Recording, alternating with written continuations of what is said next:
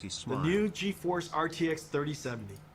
Let me show I you. really saw it, but I didn't glance it. I want to watch it. Goes good today, love you. It's a Been work here of for art. 2 years. 20 Much love, shader man. teraflops. 40 RT What is a T-flops? teraflops. And Faster than 2080 Ti. 163 teraflops tensor core for AI processing. With 8 gigabytes of G6, RTX 3070 is faster than the $1,200 RTX 2080 Ti. That's good. Starting at $499. Available in Jesus. October. Every generation, we pack in our best ideas to Wait a minute. Okay. available in October. Every generation, we pack in our best ideas to increase performance while Guys, introducing new this is not even an ad, and they'll probably never pay me any sponsor did. I'll just say straight up, chat. If you have a computer and you have trouble running games always or for the longest time, you should just not even think about it and just buy it. Every generation, we pack in our best ideas to increase performance while introducing new features that enhance image quality. Every couple It of won't get any better generations, than that, I don't think. the stars align, as it did with Pascal, and we get a giant generational leap.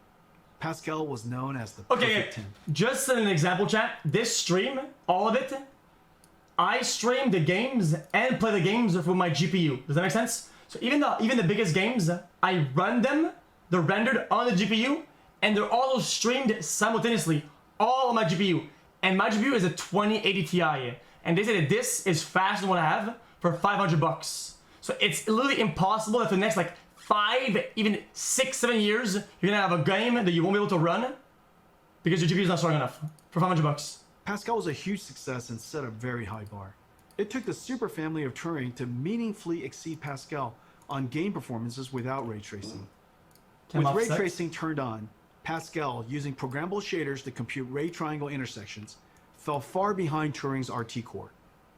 And Turing with ray tracing on reached the same performance as Pascal with ray tracing off.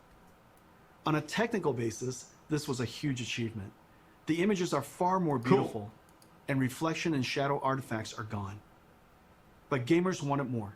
They want every generation to be more realistic and higher frame rate at the same time. Oh, here it comes. So we doubled down on everything. Twice the shader, twice the ray tracing, and twice the tensor core. The triple double. Ampere knocks the daylights out of Pascal on ray tracing. And even with ray tracing on, crushes Pascal on frame rate. To all my Pascal gamer friends, it is safe to upgrade now. Ladies and gentlemen, This is kind our of baller new though. flagship GPU, the Nvidia GeForce RTX 3080, powered by Ampere, second generation RTX architecture.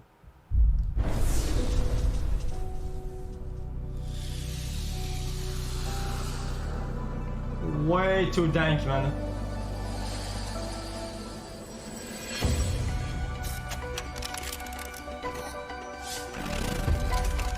Okay, my god.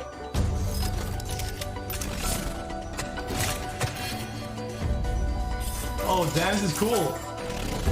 I had that card, I think, before.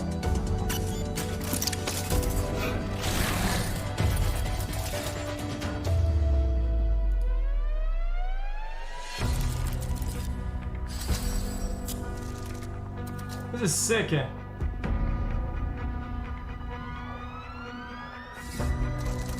28 billion transistors? What?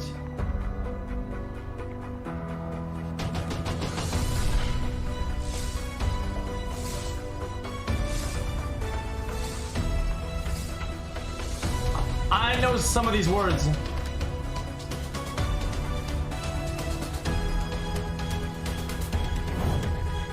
Some of them.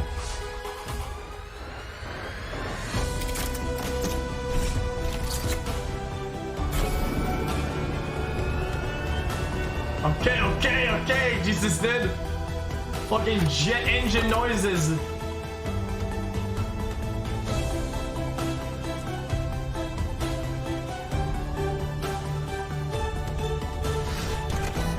That's pretty cool.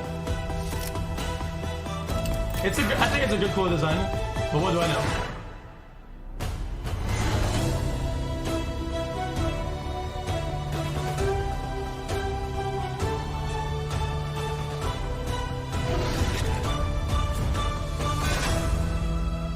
Oh, so it's one fan? Or is it two? The Nvidia RTX 3080. I have one right here. Two, Let me three, show it to you. two.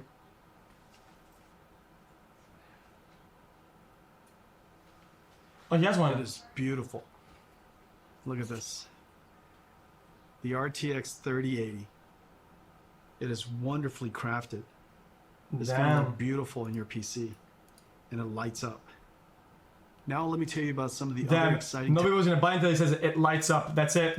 Sold, dude. inside. RGB, dude. Fuck it. Turing used G6, the fastest memories at that time.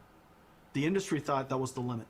For Ampere, we had to push through that limit. RGB Andes. Working with Micron, we designed the world's first memories with PAM4 signaling, pulse amplitude modulation, with 4 voltage levels that encode 2 bits of data each. Okay, chat. I'll be honest, chat. 0, 1, This 1, little 0, part, I'm 1. probably gonna skip this. Each voltage step is I'm not gonna say that, actually. 250 millivolts. So in the same period of time, G6X can transmit twice as much data as G6. PAM4 is extreme signaling technology and is just becoming used in high-speed networking. The Ampere thermal architecture is the first ever flow-through design, working harmoniously with PC chassis cooling system, pulling in cool air from the outside, flowing through the GPU, and pushing hot air straight out the Wait, I'm confused. If your fans for your CPU cooling are above and you have 3 of them, isn't that doing? Oh, it makes sense. It's also pulling, right? Or is it pushing? To allow room for a fan to flow air also directly pulling. through the module, our engineers architect a super dense Makes PCB sense. design that is 50% smaller than previous, while adding the bigger Ampere GPUs, HDMI 2.1, PCI Express 4.0, and G6X. There are 2 independently controlled fans. The bracket front fan pulls cool air from the bottom and pushes the heated air out through the graphics card brackets. A backside pull-through fan passes cool air over the fins of the heat pipe Interesting. and directs the hot air to the top and back of the chassis to be exhausted by the system fan. The 3080 flow-through system is 3 times quieter and keeps the GPU 20 degrees cooler than the Turing design. It can cool 90 watts more than Turing. Cool, man. The generational leap is ultimately the most important factor of new GPUs. A significant I wanna see the technology big one. advance That's all I is care needed about. to inspire content developers to create the next level of content and for the install base to upgrade. Let's see how the 3080 stacks up to previous generation architectures on the latest graphics intensive games. 3080 is faster than Damn. 2080 Ti. 3080 is twice the performance of 2080 at the same price. Ampere is the biggest generational leap we've ever had. Ladies and gentlemen, Nvidia GeForce RTX 3080, our new flagship GPU, powered by Ampere, our 2nd generation RTX Yo. GPU architecture. Yo, for all the computer nerds in chat, does that mean that? Oh no, I'm still bottlenecked by bitrate, even though if I get the big one and I jack it up the wazoo, right? Incredible amounts of Bitrate is my processing in the bottleneck. shader, RT ray tracing core, and tensor core for processing AI. 10 gigabytes of G6X, twice the processing power of I'll 2080. explain, ready, chat? Guys, 1 minute rant about some nerd shit, ready? If you encode your stream through GPU and not CPU, CPU requires 2 computers entirely, because it's difficult to run one stream full maxed out on one computer on CPU, right? If you run on CPU, it won't be as pixelated for you guys when things get woozy. But you need 2 computers, so that's why I run only one computer with a GPU. The problem is, even when you max out the GPU and you... It doesn't matter, because when the GPU encodes, it requires a higher bitrate, right? To have a good quality image. So the problem is that Twitch is bottlenecking people at like 7,000, 8,000 bitrate, right? And that's my bottleneck. I could have a GPU that literally runs with the NASA servers, it won't matter, because Twitch is cutting me off. So how do you fix that? You don't. You don't. I don't think there'll be a time ever in the next couple years where companies like Twitch or YouTube will offer like 15,000 bit rates to personal streamers. It's just never gonna happen. And at the same Too price, expensive. starting at $699. Available September 17th. Several years ago, we started building the Titan, pushing the GPU Makes offer 10k bit rate. Bitch, make sure it's dead. Fuck. to the absolute limit to create the best graphics card of that generation. It was built in limited quantities only through Nvidia. The distribution was limited. The demand surprised us. Creatives were making 4K movies. rendering cinematics. Researchers built workstations for data science and AI. Bloggers built broadcast workstations. Flight and racing simulation fans built sim rigs. There is clearly a need for a giant GPU that is available all over the world. Here it comes. So we made a giant Ampere. Ladies and gentlemen, the RTX 3090. Come here. It's in the oven. Come here. It's still cooking. Holy shit! It's 3090 huge, dude. A ferocious GPU, a BF GPU, 36 shader teraflops, Guys, I'll say, dude, this doesn't fit in all your PC cases. It just doesn't. 69 RT teraflops, Also, this could definitely bend your fucking motherboard. I'm telling you. 285 tensor teraflops, and it comes with a massive 24 gigabytes of G6X. It comes with a silencer, a 3-slot dual axle flow-through design, 10 times quieter, and keeps the GPU 30 degrees cooler than the Titan RTX design. But there's more. The 3090 is so big that for the very first time, we can play games at 60 frames per second. Okay, guys, I'll say this right up. Guys, there's not a single human being who gives a fuck about 8K shadow play. That's 8K. Guys, this is insane. Because it's impossible for us to show you what it looks like on the stream, we invited some friends to check it out. Roll the clip.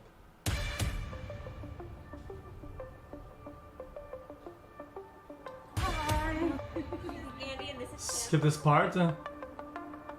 I think what this means, I could be wrong, but I think in cameras that works. I've never been more where excited to do anything. the same thing, if you zoom in on one part of the gameplay, it's still good quality. Oh my god. Because it's 8K, there's more. This is incredible, dude. This is amazing. The resolution on this is silly. Okay, I don't think I'm gonna watch that. You can see wear and tear on the treads. Look at this. Why is it so detailed? I'm gonna skip this part. My mind is blown, dude. Modern computer. It's been 20 years since the Nvidia GPU introduced programmable shading.